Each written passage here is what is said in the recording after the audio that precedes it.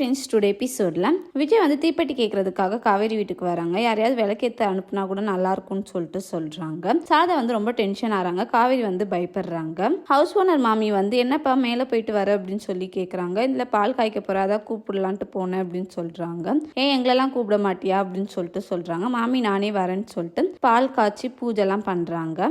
மாமி வந்து சொல்றாங்க பக்கத்து வீட்டுக்காரங்களுக்கும் கொடுப்பா அப்படின்னு சொல்லிட்டு விஜய் வந்து பால் காய்ச்சின பால் எடுத்துட்டு வந்து காவேரி ஃபேமிலி மெம்பர்ஸ்க்கு கொடுக்குறாங்க.